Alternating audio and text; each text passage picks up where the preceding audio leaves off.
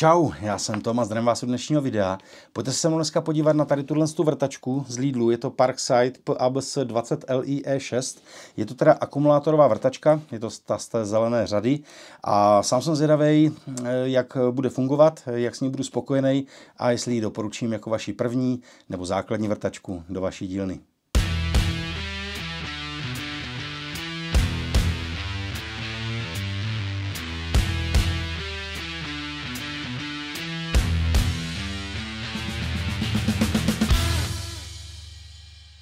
Takže jak jsem říkal, jedná se o komutátorovou vrtačku ze zelené řady na akumulátory řady X20V Team s označením PABS 20 LIE6. Co nám tady píše výrobce?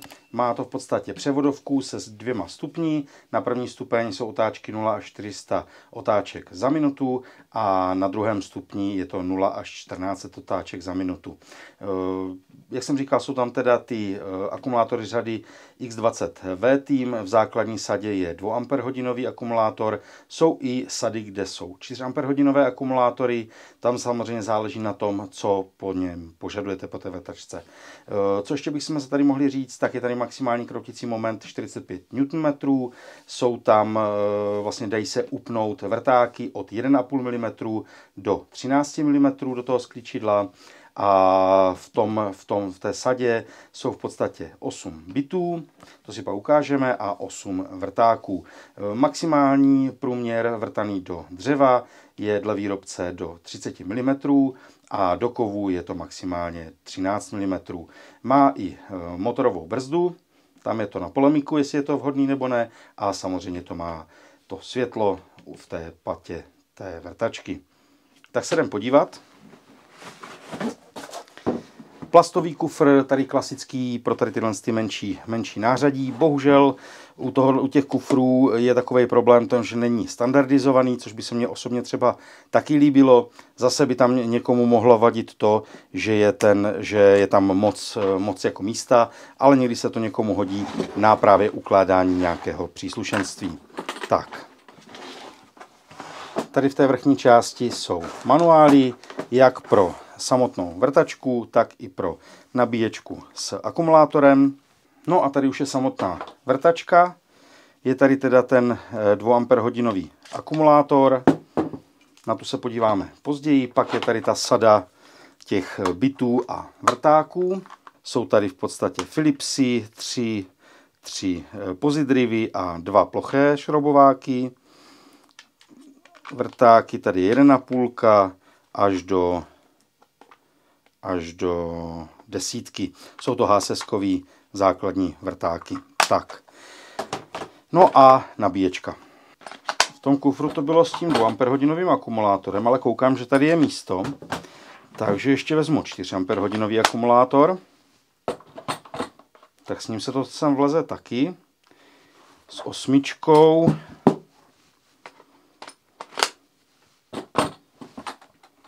No, už je to asi na pováženou. Ne, s 8 ne. Takže maximálně ten 4 Ah akumulátor. Můžete si tady pak teda dát zpátky tu nabíječku a sem, jak tak vidím, tak se vleze jenom ten 2 Ah akumulátor. Teď se podíváme na samotné tělo té vrtačky. Tak začnu madlem nebo rukojetí. Je velmi příjemný vlastně úhel sevřený s osou toho vrtání nebo šroubování. To madlo je pogumované, stejně jako části na té vrtačce, takže si ji ochráníte, nebo třeba případně ten povrch, na který budete pokládat, pokud ji nepokládáte na akumulátor. Co se týče spínače, tak spínač je v přední části rovný, je taky pogumovaný a vlastně strany má zaoblené, velmi dobře se spíná. Tady v této části je přepínač vlastně chodu, to znamená jestli pravý nebo levý, a ve středové poloze je spínač zablokovaný. Na horní straně je přepínač pro volbu převodového stupně. 1, jak jsem říkal, rychlost 0 až 400 otáček za minutu, na 2 rychlost 0 až 1400 otáček za minutu. V přední části je kroužek pro nastavení momentů v 25 krocích od 1 do 25, respektive do 26, kdy ten poslední krok je pro vrtání. Sklíčidlo je kovové A jak jsem říkal, má možnost upnutí vrtáku od 1,5 do 13. Tady v té spodní části u té paty té vrtačky je osvětlovací LED dioda, která bohužel nemá nějakou prodlevu při vypnutí, což je docela škoda, ale je zase super, že je tady v té spodní části, že si nestíníte tím sklíčidlem. U některých vrtaček to bývá tady vepředu a to mě třeba osobně docela štvalo. Bohužel jsem se v návodu nedočetl nic o zaběhnutí tady tohle z toho stejnosměrného motoru. Je tam teda komutátorový uhlíkový motor, kde se doporučuje vlastně nechat si takzvaně sednout uhlíky na ten samotný komutátor. Pokud to tam není napsaný, tak bych možná doporučil zvážit tady tohle z toho, že tam necháte třeba ten akumulátor, zajistíte spoušť, aby byla stále zapnutá a předtím, než ji vlastně budete využívat na nějaký plný výkon, tak je dobrý nechat vlastně ty uhlíky v uvozovkách obrousit, tak aby si sedli správně na ten komutátor a vrtačka pracovala co nejlépe a hlavně co nejdéle. Ještě tady na druhé straně je kovová spona na opasek. Její nevýhodou je to, že nelze umístit na druhou stranu. Je to z toho důvodu, že tady potom máte indikátor stavu nabití toho akumulátoru a jedině by se musel přesunout někam jinam. Ale i tak to, že tady je určitě plus. Pokud by vás zajímaly nabíjecí časy tady s touhle nabíječkou, tak co se týče 2 Ah akumulátoru, tak je to hodina a u 4 Ah akumulátoru jsou to hodiny 2. Pokud žádný akumulátor ještě z té řady X20V Team nemáte a přemýšlíte, jestli zakoupit ten 2 Ah nebo 4 Ah akumulátor, tam zase záleží, co s tím budete dělat. Jestli začínáte, pořizujete si to jako první vrtačku do vaší dílny, tak klidně můžete vzhledem k ceně zakoupit ten 2 Ah akumulátor a třeba časem přikoupit ten 4 Ah akumulátor. Pokud víte a plánujete, že budete vlastně s tou vrtačkou dělat nějakou větší práci, to znamená více budete vrtat nebo více budete šroubovat, tak spíš doporučím už začít rovnou s tím 4 Ah akumulátorem a třeba časem dokoupit ještě druhý. Určitě, pokud té práce je víc, tak doporučuji mít ty akumulátory vždycky 2, protože samozřejmě ve chvíli, kdy jeden se vybije, tak máte připravený plně nabitý ten druhý. Samozřejmě nesmíte opomenout to, že je musíte nabíjet. Tak zkusíme si něco zašroubovat. Dal jsem tam ten 2 Ah akumulátor, dám si tam bit. Tak, aretace, kdyby vás zajímalo nějaká házivost, tak se podívejte. To si myslím, že je úplně v pořádku. Tak, hodím si tam moment na jedničku a mám tady vrut 4x20, takže ten si zavrtáme.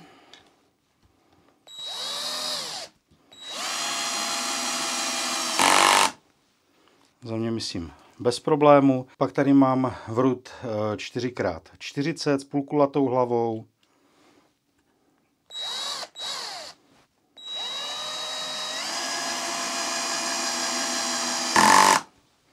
Tak to je taky bez problému. Mám to přeplý teda na ten první převodový stupeň.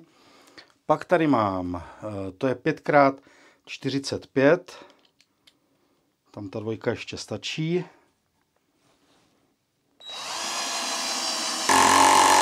Tak a moment zvýšíme na třeba 7. Tak to bude chtít něco víc.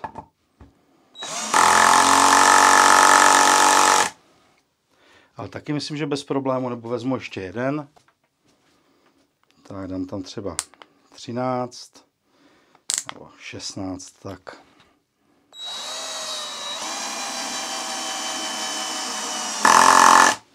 Jako poslední z těch běžných vrutů tady mám 6x60, tam už si vyměním bit.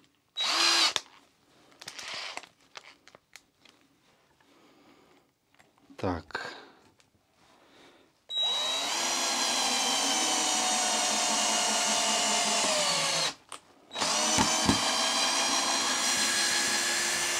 To jsem trošku přetáhl. Dal jsem tam 25, tak tam zkusíme dát třeba 19. Tak a jdeme znova.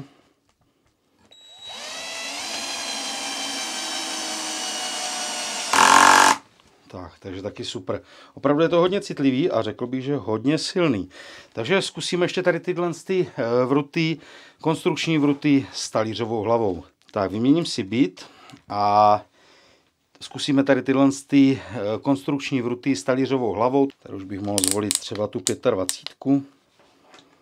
Uvidíme. Tak.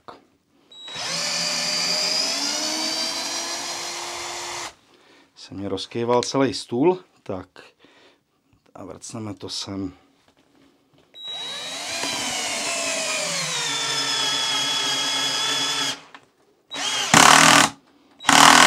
Tak to už by mohl být právě problém s tím 2 Ah akumulátorem. Tak si vezmeme 4 Ah a zkusíme tady tyhle vruty.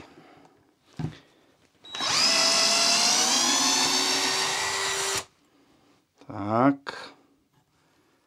A zašroubujeme. Mám tam teda ten moment tu 25.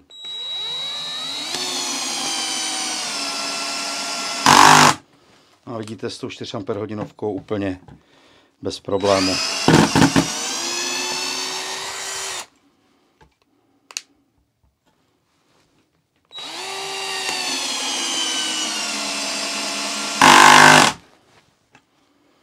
Takže super. No a tak můžeme něco si odvrtat. Vrátil jsem tam zpátky ten 2 Ah akumulátor a maximum, co doporučuje výrobce, je 30 mm do dřeva, takže použiju 30 mm Forstnerův vrták.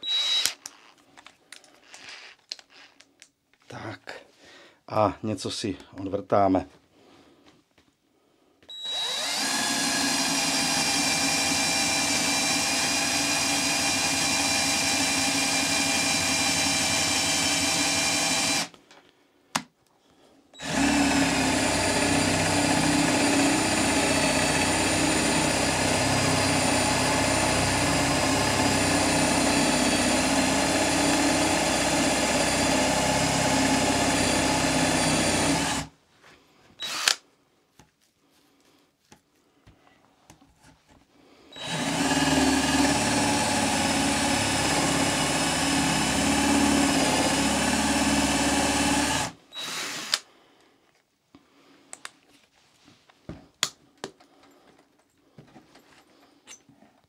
Tak, to máme 30 mm do dřeva. Vezmu ještě takovou běžnější 10. Tak, zkusíme ještě tou 10.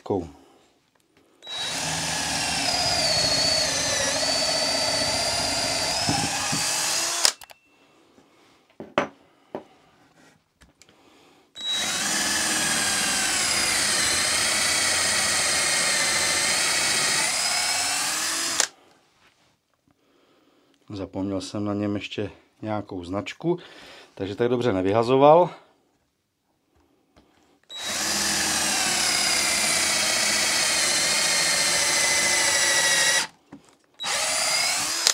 No a tady už zase asi končí ta 2 a bylo by lepší vzít ten 4 Ah akumulátor.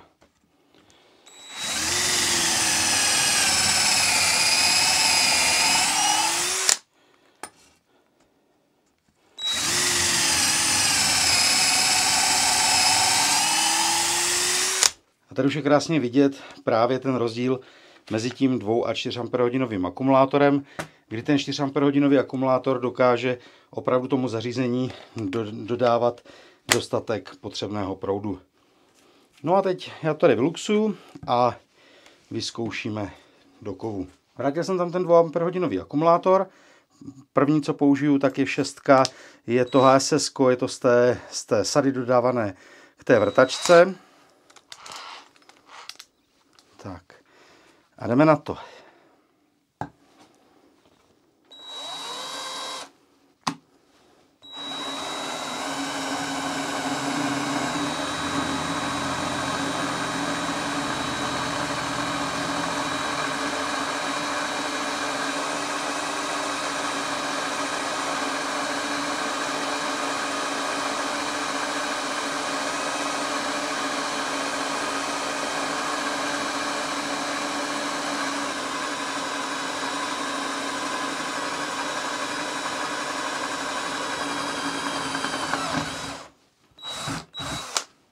Tak teď to samý se 4 Ah.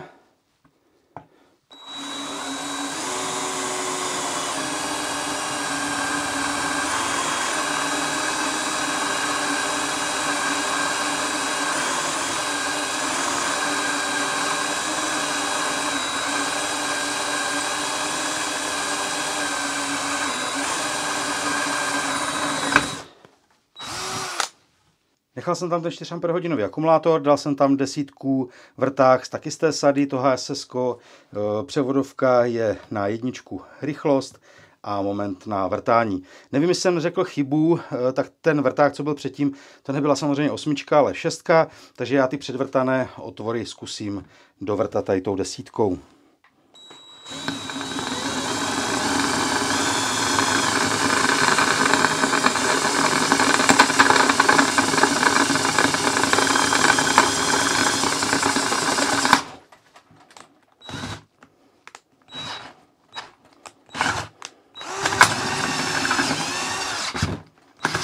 Upřímně nedělám si moc iluze ohledně kvality těch dodávaných vrtáků. Jsou to základní vrtáky.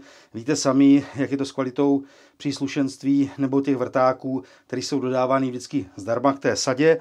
Ale co se týče nějakého základního použití, tak si myslím, že to postačí. Důležitý je, že to zvládla ta vrtačka.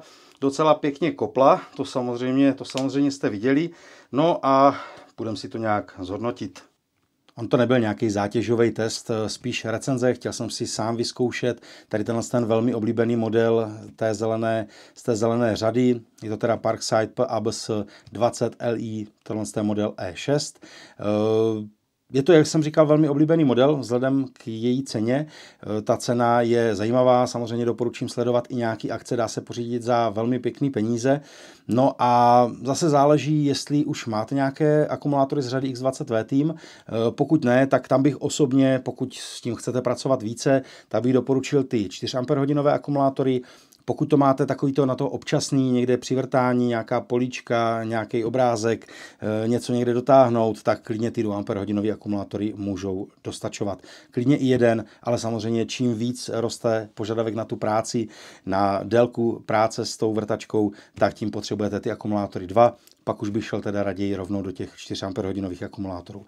Ale jako základní vrtačka si myslím, že perfektní. Když přemýšlím, co bych jí vytkl, tak jediný, co vlastně se mě tak nějak při tom testu stalo asi 2krát, takže v podstatě nezachytila hnedka ta aretace toho sklíčidla, takže to se muselo, no teď zrovna jak na potvoru se to povede. Trošku to roztočím. Tam ta brzda taky, no, ale tak je tam samozřejmě. Někomu to může vyhovovat, někomu ne. No, tak teď zrovna to, možná to bylo jenom rukama. Jo, nechci říkat úplně jako výtka té vrtačce, ale jinak si myslím, že je perfekt. No a samozřejmě, co ještě takový klasický problém u těch toho levnějšího nářadí je kvalita dodávaných vrtáků. Hele, tyhle zatím, co jsem vrtal, těch pár děr, protože jsem jich vrtal i mimo záběr, něco tak... Jsou v pohodě, jsou ostrý zatím, ale doporučím samozřejmě do budoucna si přikoupit nějaký kvalitnější. Jo, na nějakou možná drobnější práci by to zvládlo, ale na nějaký dlouhodobější spíš bych doporučil něco kvalitnějšího. Byty asi bez problému, samozřejmě nejsou to byty do razového utahováku, ale na nějaký, jak říkám, dotažení políčky nebo něčeho podobného úplně bez problému. Stačí, případně se dá přikoupit ještě nějaká taková větší sada, kde je samozřejmě už rozmanitější, co se týče různých těch hlav, těch šroubů. Tak jo, to je asi k té vrtačce všechno. Já samozřejmě budu nadále používat. Osobně asi spíš teda s těma 4 Ah akumulátorama, ale ty dvojky se taky hodějí, hlavně ve chvíli, kdy se vybijou ty 4 Ah nebo je zapomenu nabít. Já se těším na vaše komentáře, jestli si ji třeba pořídíte, nebo jestli jste si ji pořídili, jestli jste s ní spokojení a jak říkám, sledujte ty akce, dá se pořídit za velmi, velmi pěkný peníze, ať už ji zvažujete pro někoho jako dárek, nebo třeba jako vaše první vrtačka do vaší dílny. Tak jo, díky za pozornost, díky za sledování a mějte se hezky zase u dalšího videa někdy. Čau. Jo a hlavně, ať se daří.